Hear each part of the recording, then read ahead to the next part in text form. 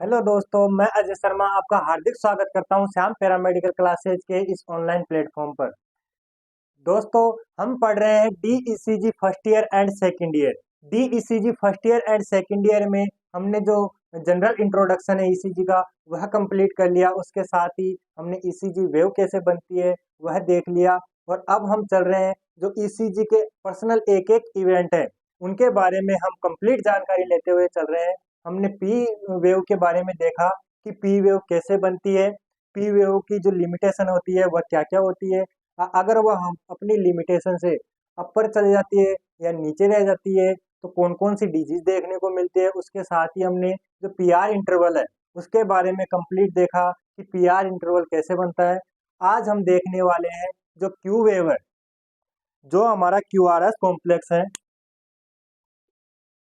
QRS complex है, इसके अंदर जो फर्स्ट वेव बनती है कौन सी, क्यू वेव बनती है। इसके बारे में हम आज कंप्लीट जानकारी प्राप्त करने वाले हैं। तो आप बने रहिए हमारे श्याम पैरामेडिकल क्लासेस से और फ्री क्लासेस का आनंद लेते रहिए।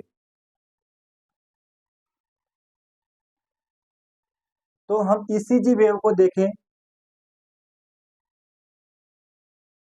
तो क्यूआरएस कॉम्प्लेक्स बन रहा है या कंप्लीट ईसीजी वेव है। इसके अंदर जो क्यू वेव है यह फर्स्ट नेगेटिव वेव होती है। क्या, जो हमारी ईसीजी वेव है इसके अंदर क्यू वेव है, फर्स्ट नेगेटिव वेव है।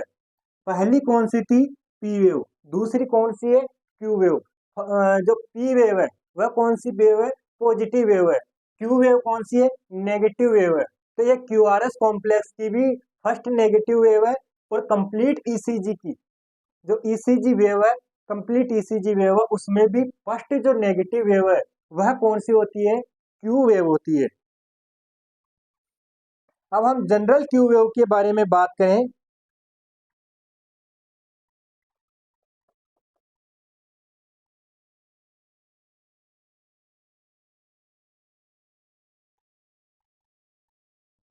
तो पहले हम देखेंगे क्या, नॉर्मल क्यू वेव के बारे में। नॉर्मल क्यू वेव के अगर हम देखें तो ये लगभग ऑलमोस्ट सभी लीड्स होती है उनके अंदर क्या रहती है, एब्सेंट रहती है। क्योंकि यह कौन सी होती है, स्मॉल वेव होती है, तो ये सभी लीड्स में देखने को नहीं मिलती है। परंतु फिर भी जो lead first second AVL V5 and V6 lead के अंदर ये देखने को मिलती है। जो हमारी क्यू वेव है वह ऑलमोस्ट सभी लीड्स में एब्सेंट रहती है। परंतु first lead second AVL V5 and V6 में देखने को मिलती है। यह वेव क्यों बनती है, क्योंकि जो हमारा वेंट्रिकल है, वेंट्रिकल के मध्य क्या पाया जाएगा, इंटर वेंट्रिकुलर सेप्टम। जो हमारा इंटरवेंट्रिकुलर सेप्टम है, यहाँ क्या था, एवी नोड, यहाँ ऐसे नोड, ऐसे नोड से कंडक्शन कहाँ आया, एवी नोड तक। ऐसे नोड से एवी नोड तक आया, एवी नोड तक तो क्या बन गया, हमारा पीआर इंटरवल बन गया। अब कंडक्शन कहाँ से आगे बढ़ेगा, एवी नोड से आगे बढ़ेगा। एवी नोड से आगे बढ़ेगा तो सबसे पहले किस में जाएगा, बंडल ऑफ हिंज में जाएगा। बंडल ऑफ हिंज से कहाँ जाएगा, left bundle branch and right bundle branch में जाएगा। अब लेफ्ट बंडल ब्रांच और राइट बंडल ब्रांच के कारण यह कंडक्शन कहां पर निकलेगा, जो इसकी इंटरवेंट्रिकुलर सेप्टम है ये यहाँ पर निकलेगा और इसकी इंटरवेंट्रिकुलर सेप्टम को क्या करेगा, डीपोलराइज करेगा। तो हमारा जो क्यू वेव है वह क्यू वेव किस कारण से बन रही है, क्योंकि हमारी इंटरवेंट्रिकुलर सेप्टम क्या हो रही है, डीपोलराइज हो रही है। इंटरवेंट्रिकुलर सेप्टम डीपोलराइज हो रही है, इस कारण से कौन सी वेव बन रही है, हमारी क्यू वेव बन रही है। और यह कौन सी वेव होती है, नेगेटिव वेव होती है। तो क्यू वेव किस कारण से बनी, ताकि हमारा जो कंडक्शन है वह एवी नोड से आगे बढ़ रहा है, कौन से क्षेत्र में, वेंट्रिकुलर के क्षेत्र में। और वेंट्रिकुलर के कौन से क्षेत्र में, जो इंटरवेंट्रिकुलर सेप्टम है उस क्षेत्र को ये क्या कर रहा है, डीपोलराइज कर रहा है। और इंटरवेंट्रिकुलर सेप्टम है वह एरिया जब डीपोलराइज होता है तब हमारी वेव बनती है, कौन सी, क्यू वेव बनती है। जो कि कौन सी वेव होती है, नेगेटिव वेव होती है। ये नेगेटिव वेव किस प्रकार से बनती है, इसका नेगेटिव होने का क्या कारण है, ये हम पहले की क्लास में देख चुके हैं। विस्तार से हमने अध्ययन किया था कि कौन सी वेव पॉजिटिव बन रही है और नेगेटिव बन रही है, इसका क्या कारण होता है, और बेस लाइन है उसका भी क्या कारण होता है। तो हम बात करें क्या, क्यू वेव की फॉर्मेशन की। तो क्यू वेव का फॉर्मेशन इस प्रकार से होता है, और ये कौन कौन सी लीड में देखने को मिलता है, lead first, lead second, AVL, V5 and V6 lead में देखने को मिलता है। स्मॉल जो क्यू वेव है वह लीड थर्ड में भी देखने को मिल सकती है।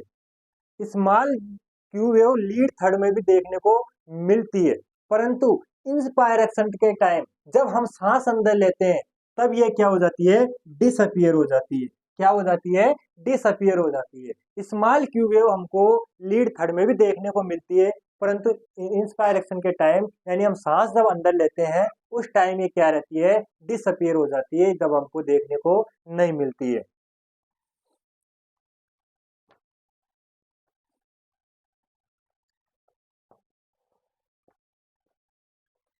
हम बात करें इसकी डेप्थ की, इसकी गहराई की। इसकी गहराई कितनी होती है, तो इसकी गहराई होती है 2 स्मॉल बॉक्सेज की। इसकी गहराई कितनी होती है, 2 स्मॉल बॉक्सेज की, यानी कि अधिकतम क्यू वेव कितनी देखने को मिलती है हमको, 2 स्मॉल बॉक्सेज के।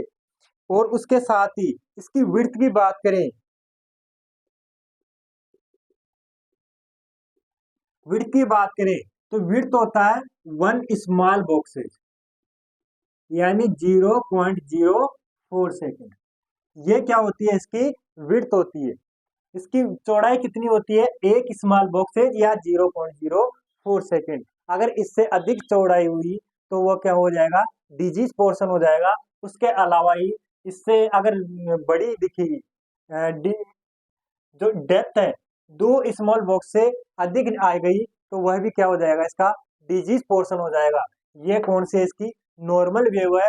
नॉर्मल क्यू वेव अगर देखने को मिलेगी तो 2 स्मॉल बॉक्सेज लास्ट रहेगी, या तो उससे छोटी रहेगी, या लास्ट 2 स्मॉल बॉक्सेज रहेगी। और उसकी चौड़ाई कितनी रहेगी, 1 स्मॉल बॉक्स की उसकी चौड़ाई रहेगी। यानी ये जो विड्थ है ये तो 1 स्मॉल बॉक्सेज की है, और जो इसकी गहराई है वह कितनी है, 2 स्मॉल बॉक्सेज की चौड़ाई है और गहराई है। ये जो हमारी आरवेव बनती है, आरवेव बनती है उसकी 25% से कम होती है। जो हमारी आरवेव की लेंथ है, उसका जो एम्पलीट्यूड है, ये कौन सी वेव में देखने को मिलता है, सेम लीड में। मतलब जैसे हम V5 लीड में देख रहे हैं, तो V5 लीड के अंदर जो आर वेव का एम्पलीट्यूड है उससे ये 25% से कम छोटी रहेगी। यानी इसका जो क्यू वेव का एम्पलीट्यूड है वह आर वेव से 25% से भी कम का रहेगा।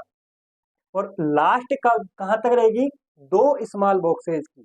यानी कि हमारी आर वेव अगर 20 स्मॉल बॉक्सेज की है तो इसका तो 25% कितना हो गया, 5 स्मॉल बॉक्सेज की। पर इतना एम्पलीट्यूड हमको क्यू वेव को देखने का नहीं मिलता। इसकी लास्ट लिमिट कितनी है, 2 स्मॉल बॉक्सेज की। यह बताना चाह रहा है कि इसका लास्ट जो एम्पलीट्यूड है वह 25% तक देखने को मिल सकता है, पर इसका मतलब ये नहीं है कि ये 2 स्मॉल बॉक्सेज से ज्यादा का देखने का मिलेगा। यानी इसका कहने का मतलब है कि अगर हमारी आर वेव का एम्पलीट्यूड किसी वेव में 6 स्मॉल बॉक्सेज का है तो इसका एम्पलीट्यूड कितना हो सकता है, लास्ट 1.5 स्मॉल बॉक्सेज का हो सकता है। इसमें भी 1.5 स्मॉल बॉक्सेज से अधिक का नहीं होगा, यानी 25% से क्या रहेगा, कम ही रहेगा। 25% से ऊपर नहीं जा सकता। अगर हम अब इसके डिजीज पोर्शन की बात करें, पैथोलॉजिकल पोर्शन की बात करें,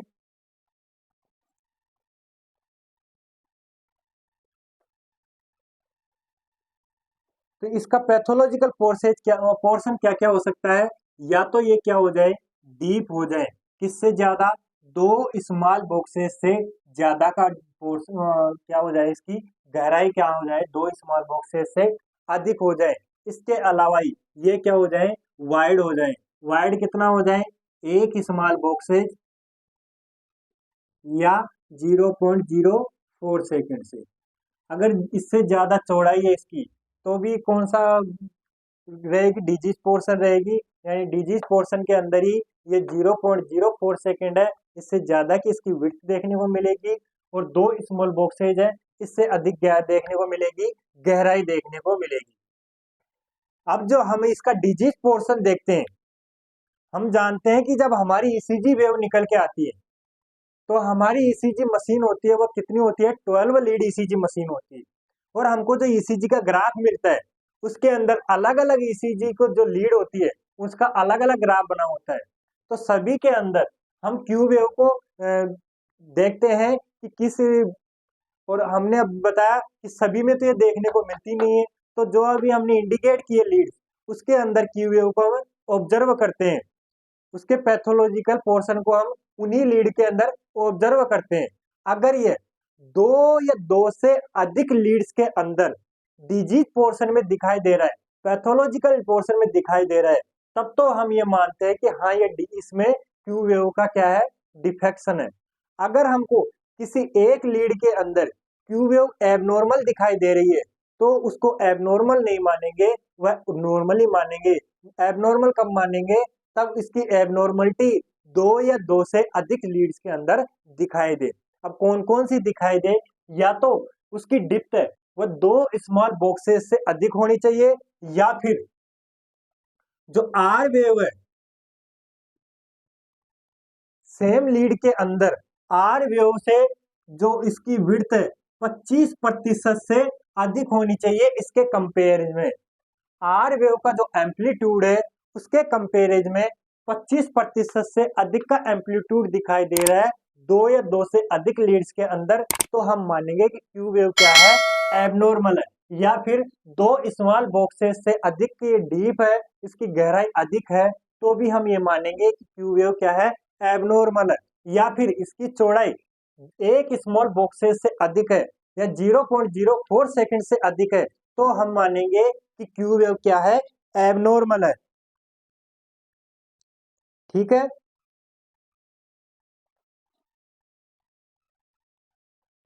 अब हम बात करें कि कौन कौन सी ऐसी डिजीज है जिसके अंदर हमको पैथोलॉजिकल क्यू वेव देखने को मिलती है। तो सबसे पहले जो डिजीज है वह है मायोकार्डियल इंफार्क्शन।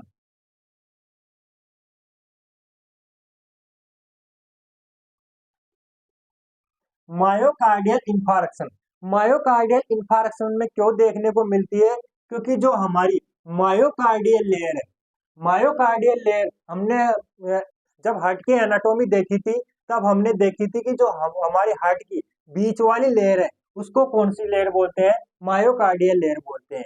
अब मायोकार्डियल लेयर के अंदर इन्फेक्शन हो जाए या कोई इन्फ्लामेशन हो जाए, उसको क्या बोलते हैं, मायोकार्डियल इन्फार्क्शन बोलते हैं।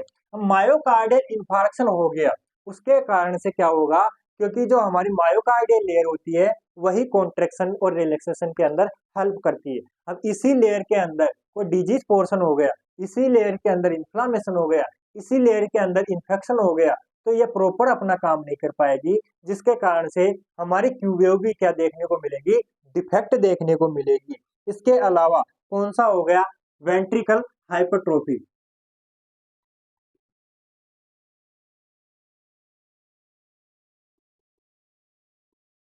वेंट्रिकुलर हाइपरट्रोफी, अगर वेंट्रिकल की हाइपरट्रोफी हो गई, वेंट्रिकल की हाइपरट्रोफी हो गई, और वह भी कौन से की, लेफ्ट वेंट्रिकल की। मेन कौन सा है, लेफ्ट वेंट्रिकल। लेफ्ट वेंट्रिकल क्यों, क्योंकि सबसे अधिक वर्कलोड किस पर रहता है, लेफ्ट वेंट्रिकल पर। अगर लेफ्ट वेंट्रिकल की हाइपरट्रोफी हो गई, यानी लेफ्ट वेंट्रिकल की जो मसल्स है उनके अंदर क्या आ गया, इन्फ्लामेशन आ गया, उसके कारण भी क्यू वेव हमको क्या देखने को मिलेगी, डिफेक्ट देखने को मिलेगी। उसके अलावा कौन सा, लेफ्ट बंडल ब्रांच है, लेफ्ट बंडल ब्रांच ब्लॉक। अबे लेफ्ट बंडल ब्रांच ब्लॉक ही क्यों, क्योंकि जब हम कंडक्शन सिस्टम को देखते हैं, तो सबसे पहले ये क्या है, ऐसे नोड, ऐसे नोड से इंटरनोडल पाथ में निकला, कहाँ आया, एवी नोड, एवी नोड से क्या है, bundle of hinge, bundle of hinge से दो पार्ट निकले, कौन सा, एक तो लेफ्ट बंडल ब्रांच, एक निकला कौन सा, राइट बंडल ब्रांच।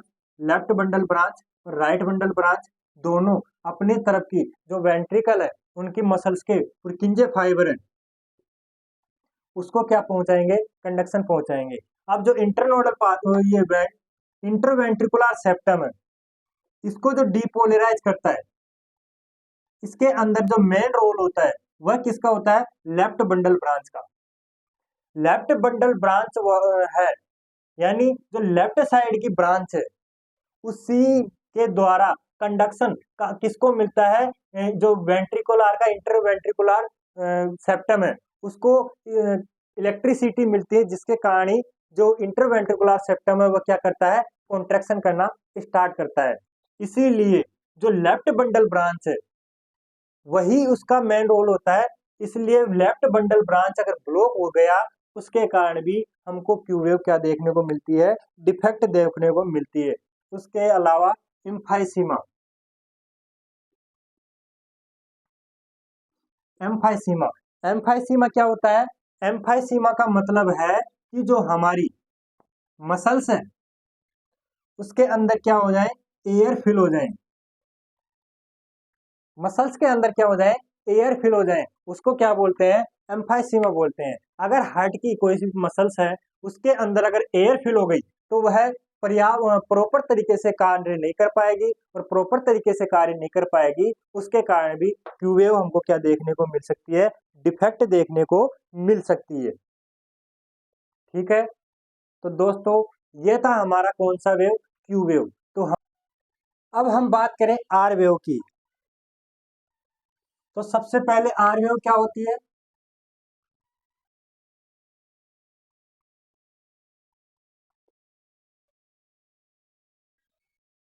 पहली वेव कौन सी है, P Q R S and T.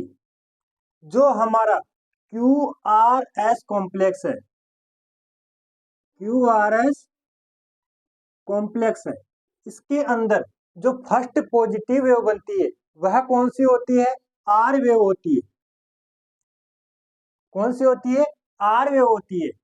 First positive wave होती है किसकी, क्यू आर एस कॉम्प्लेक्स की, वह क्या कहलाती है, आर वेव कहलाती है। या फिर वेंट्रिकुलर डिपोलराइज होता है, उसके अंदर जो फर्स्ट पॉजिटिव वेव बनती है वह कौन सी कहलाती है, आर वेव कहलाती है।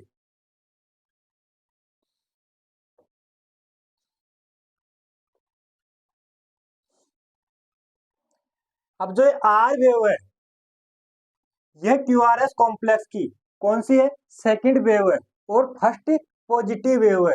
कब की, क्यू आर एस कॉम्प्लेक्स की या वेंट्रिकुलर डीपोलराइज की जो फर्स्ट पॉजिटिव वेव है वो क्या कहलाती है, आर वेव कहलाती है। अब इसकी जो ड्यूरेशन होती है, ड्यूरेशन होती है यानी जो इसकी विड्थ होती है वह कितनी होती है, 0.01 सेकेंड, यानी कि एक स्मॉल बॉक्सेज होता है। जो एक स्मॉल बॉक्सेज होता है उसकी भी कौन सी, 1/4 स्मॉल बॉक्सेज, यानी एक स्मॉल बॉक्सेज का भी कौन सा, चौथा हिस्सा, यानी 1/4 स्मॉल बॉक्सेज। यह क्या होती है, इसकी विड्थ होती है। इसकी चौड़ाई कितनी होती है, 0.01 सेकेंड या 1/4 स्मॉल बॉक्सेज। अगर हम इसके बात करें एम्पलीट्यूड की, अब एम्पलीट्यूड की बात करें तो लीड फर्स्ट V1 लीड है, V1 लीड के अंदर जो इसका एम्पलीट्यूड है वह सबसे कम देखने को मिलता है। V1 लीड है, उसके अंदर इसका एम्पलीट्यूड सबसे कम देखने को मिलता है। V1 एंड V2 के अंदर इसका एम्पलीट्यूड सबसे कम देखने को मिलता है। जो लीड है हमारी AVL, उसके अंदर इसका एम्पलीट्यूड 13 मिलीमीटर से कम का दिखाई देता है। यानी कि जो AVL लीड है उसके अंदर 13 स्मॉल बॉक्सेज सॉरी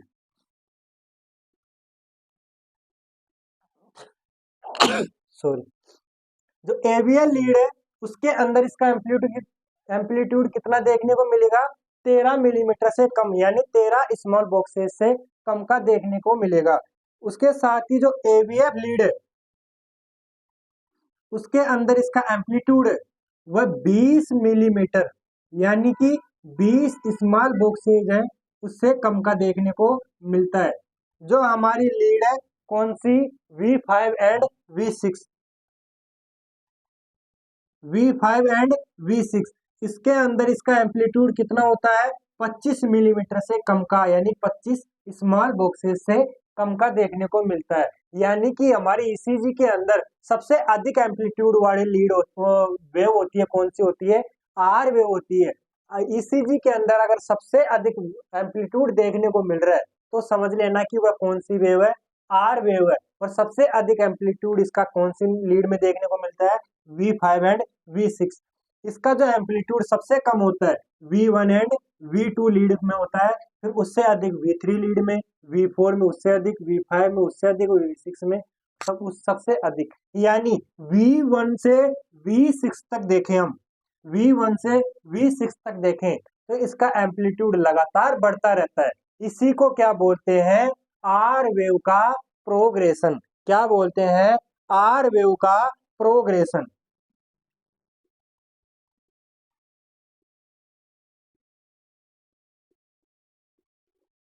किसी किसी डिजीज पोर्शन के अंदर ये जो आर वेव का प्रोग्रेशन है यह क्या हो जाता है, पुअर हो जाता है, यानी कम देखने को मिलता है। कम देखने का मतलब है कि जो जैसे जैसे लीड बढ़ती है उसके अंदर उसका एम्पलीट्यूड उतना नहीं बढ़ पाता जितना कि क्या होना चाहिए, नॉर्मल होना चाहिए। उसको क्या बोलते हैं, पुअर आर वेव प्रोग्रेशन। वह कौन कौन सी डिजीज में देखने को मिलेगा, उससे पहले हम इसकी नॉर्मल आर वेव देखें।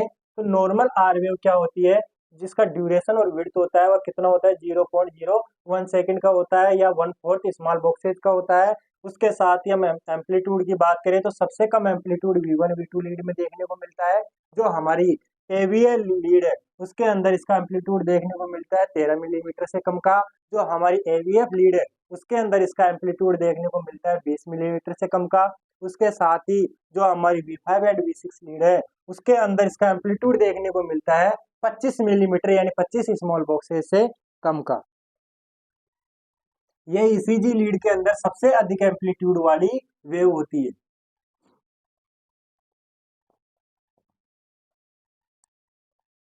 अब हम इसके डिजीज पोर्शन की बात करें तो डिजीज पोर्शन के अंदर आर वेव कौन कौन सी डिजीज के अंदर एबनॉर्मल दिखाई देगी और एबनॉर्मलिटी में क्या क्या एबनॉर्मलिटीज आ सकती है। तो क्या होता है, या तो इसकी विड्थ मतलब जो एम्पलीट्यूड है वह क्या हो जाए, बढ़ जाए, यानी आर वेव क्या हो जाए,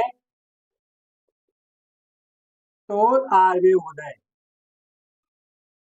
टोल आर वेव हो जाए, या फिर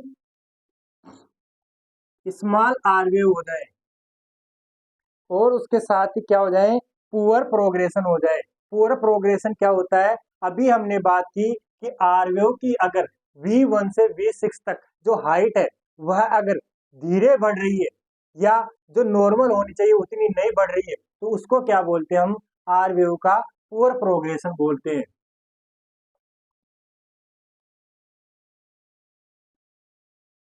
तो कौन कौन सी डिजीज के अंदर ये देखने को मिलता है, तो सबसे पहले हम बात करें टोल आर वेव की। टोल आर वेव की बात करें तो टोल आर वेव कब देखने को मिलता है, ज-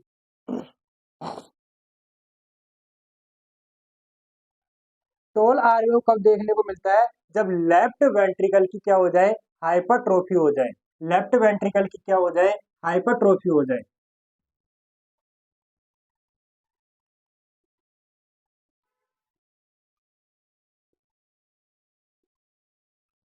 लेफ्ट वेंट्रिकल की हाइपरट्रोफी हो गई, उसके कारण से एम्पलीट्यूड आर वेव का क्यों बढ़ेगा, क्यों, क्योंकि जो आर वेव है आर वेव है, तो आर वेव के फॉर्मेशन के अंदर सबसे मेन रोल होता है किनका? लेफ्ट वेंट्रिकल का। लेफ्ट वेंट्रिकल का क्यों रहता है?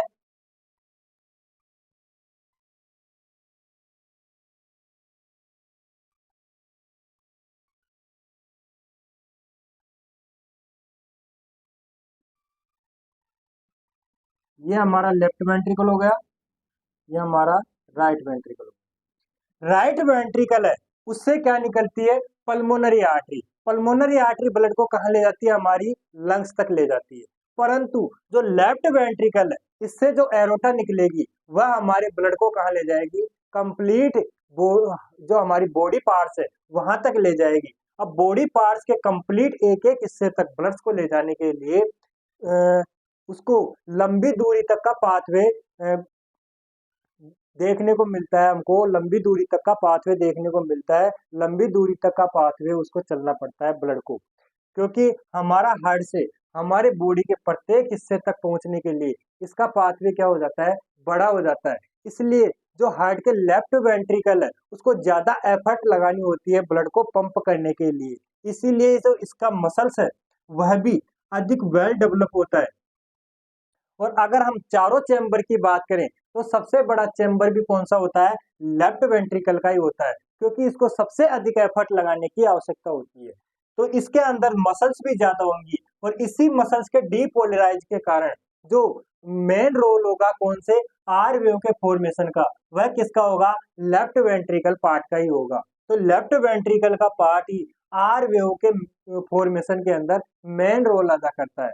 अब आर वेव के जो आर लेफ्ट वेंट्रिकल है उसकी मसल्स में क्या हो गई? हाइपरट्रोफी हो गई। हाइपरट्रोफी होने के कारण जो इसकी ड्यूरेशन है वह बढ़ जाती है।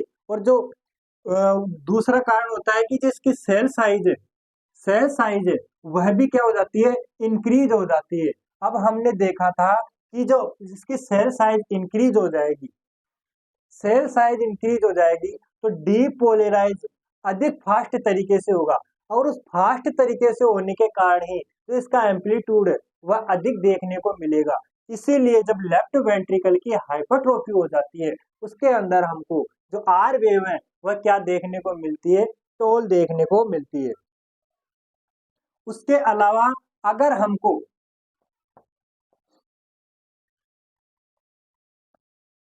V1 एंड V2 लीड के अंदर आर वेव बड़ी दिखाई दे रही है, आर वेव हमको टोल दिखाई दे रही है, टोल दिखाई दे रही है, तो वह कौन कौन से डिजीज को इंडिकेट करता है? फर्स्ट है नॉर्मल वेरिएंट। अगर कोई भी वेरिएंट हमको देखने को मिल रहा है उसके कारण भी हमारी आरवेव क्या देखने को मिल सकती है? टोल देखने को मिल सकती है। दूसरा है राइट वेंट्रिकल की हाइपरट्रोफी। राइट वेंट्रिकल की हाइपरट्रोफी है तो हमारी लीड V1 एंड V2 के अंदर इसका जो एम्पलीट्यूड है वह नॉर्मल से अधिक देखने को मिल सकता है। उसके साथ ही ट्रू पोस्टीरियर मायोकार्डियल जो डिजीज है उसी के अंदर भी V1 एंड V2 लीड के अंदर इसका एम्पलीट्यूड क्या हो जाता है? बढ़ जाता है। WPW सिंड्रोम, WPW सिंड्रोम के अंदर भी जो हमारा आर वेव का एम्पलीट्यूड है वह लीड V1 एंड V2 में अधिक देखने को मिल सकता है। उसके साथ ही राइट बंडल ब्रांच ब्लॉक है उसमें भी हमको जो V1 एंड V2 लीड है उसके अंदर आर वेव का एम्पलीट्यूड क्या हो जाता है? बढ़ जाता है। अब हम बात करें स्मॉल आर वेव की, क्या हो जाए? स्मॉल आरवेव की। स्मॉल आरवेव कौन कौन सी डिजीज के अंदर हमको देखने को मिलता है? तो फर्स्ट है इनकरेक्ट ईसीजी प्लेसमेंट। अगर हमका ईसीजी प्लेसमेंट या कैलिब्रेशन, कैलिब्रेशन को हमने देखा था कि जो ईसीजी वेव है उसके अंदर जो पी वेव बनती है उसके उससे पहले एक कैलिब्रेशन ग्राफ बनता है जो कि क्या प्रदर्शित करता है कि हमारी ईसीजी वेव है, जो हमारी ईसीजी मशीन है वह सही तरीके से काम कर रही है या नहीं कर रही है, या हमारी जो ईसीजी लीड प्लेसमेंट की है वह सही तरीके से प्लेसमेंट की हुई है या नहीं हुई है, या इसकी जो वोल्टेज जो हमने निर्धारित कर रखी है वह भी निश्चित है या नहीं है। यानी कि जो हमारा मानकीकरण है वह किससे किया जाता है? जो हमारा कैलिब्रेशन है उसके जरिए, और कैलिब्रेशन ग्राफ हमारी ईसीजी वेव स्टार्ट होने से पहले ही बनता है। तो अगर हमारा इनकरेक्ट ईसीजी कैलिब्रेशन है उसके कारण भी इस जो हमारा आरवेव है उसका एम्पलीट्यूड क्या देखने को मिल सकता है, हमको कम देखने को मिल सकता है। दूसरा कारण हो सकता है क्या, पहला क्या हो गया, इनकरेक्ट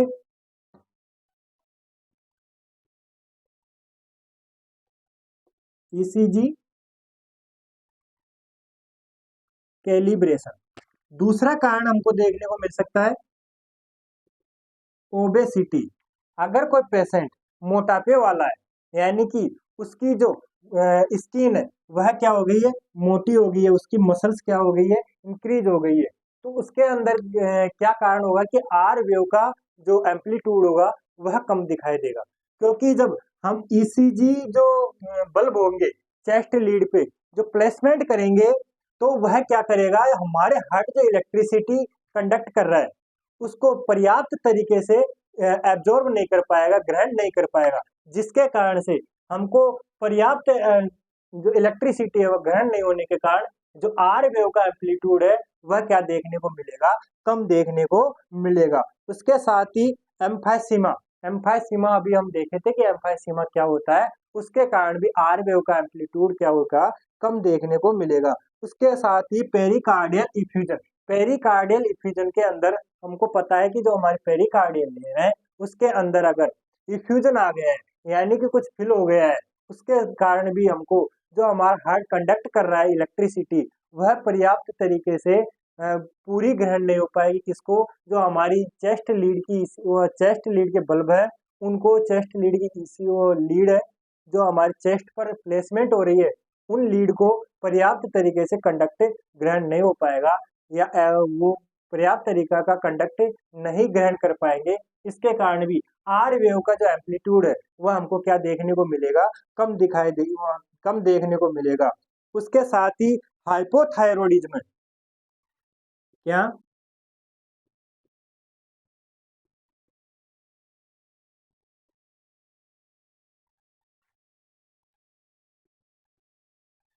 हाइपोथायरॉयडिज्म है, इसके कारण भी हमको क्या देखने को मिलता है, आर वेव का एम्पलीट्यूड कम देखने को मिलता है। हाइपोथायरॉयडिज्म का मतलब है कि हमारा थायराइड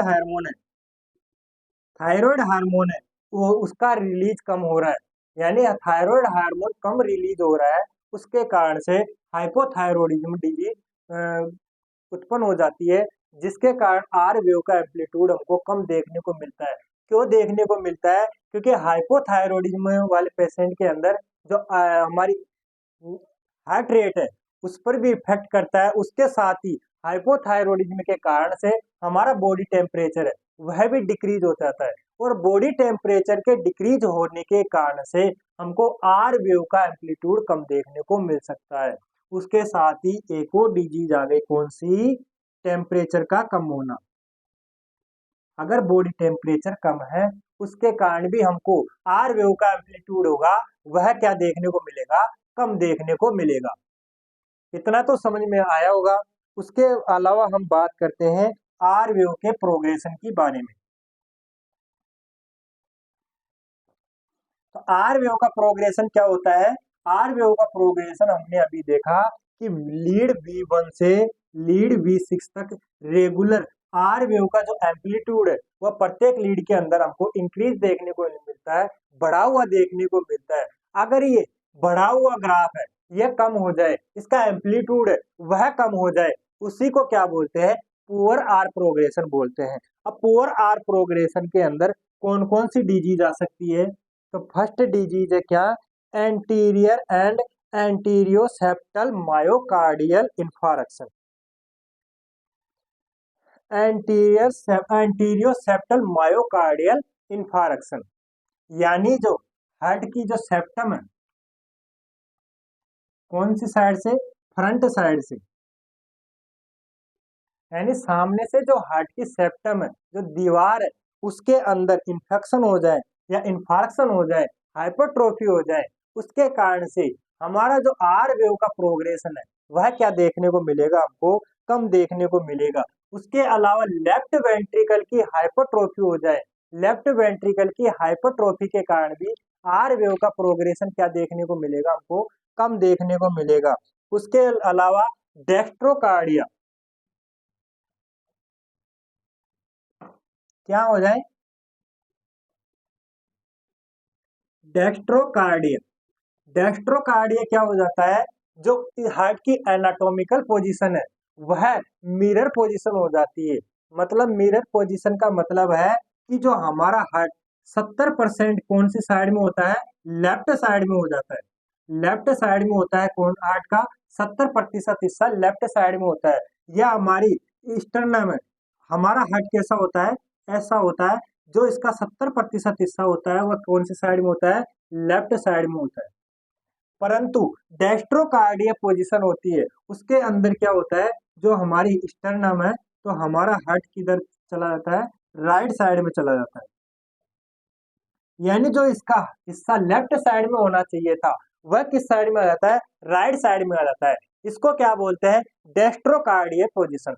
इसके अंदर भी हमारी जो लीड लगेंगी, अब लीड किस तरीके से लगती है हमारी, V1 यहाँ लगी, V1 V2 यहाँ लगी, V3 यहाँ लगी, V4 यहाँ लगी, V5 V6। अब इसी के अंदर हम इनको भी लगाए, V1 V2 V3 V4 V5 V6। अब ये हार्ट के पास में आनी चाहिए थी, पर ये लीड क्या हो गई, हार्ट से दूर हो गई। इसी के कारण से इसका प्रोग्रेशन है, जो आर वेव का प्रोग्रेशन है वह अधिक से अधिक होना चाहिए था, पर क्या हो जाता है, कम हो जाता है। इसीलिए आर वेव हमको V5 एंड V6 के अंदर जो इसका एम्पलीट्यूड है वह कम देखने को मिलता है। यानी आर वेव का प्रोग्रेशन क्या हो जाता है, कम हो जाता है। अगर हमारे लेफ्ट साइड में न्यूमो थेरेपी हो गई,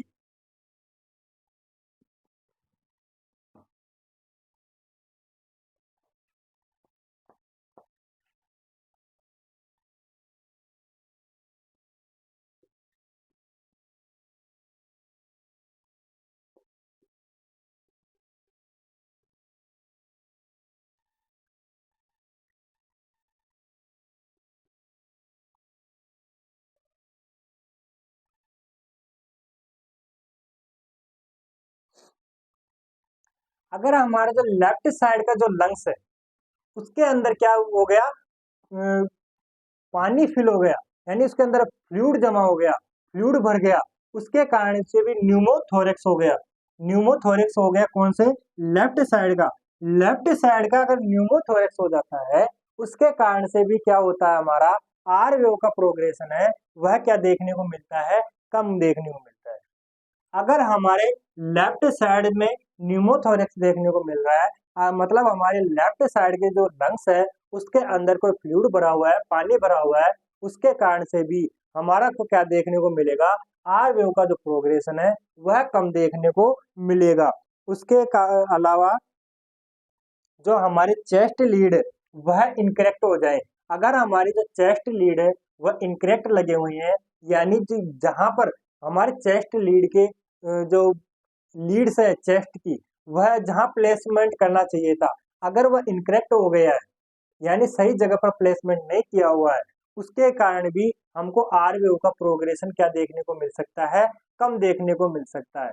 इस प्रकार से हमारी आर वेव का नॉर्मल फॉर्मेशन और उसका डिजीज पोर्शन क्या क्या होता है वह हमने विस्तार से देखा है। और इसी तरीके से ईसीजी के सभी टॉपिक्स को विस्तार से देखने के लिए और ईसीजी फर्स्ट ईयर और सेकंड ईयर आसानी से पास करने के लिए और पैरामेडिकल के सभी कोर्सेज है उनकी जो कंप्लीट कोर्स करवाने का जिम्मा ले रखा है कौन, श्याम पैरामेडिकल क्लासेज। बस आपसे गुजारिश यही है कि आप जुड़े रहिए श्याम पैरामेडिकल क्लासेज से, क्लासेज लेते रहिए और अपना प्यार बनाते रहिए।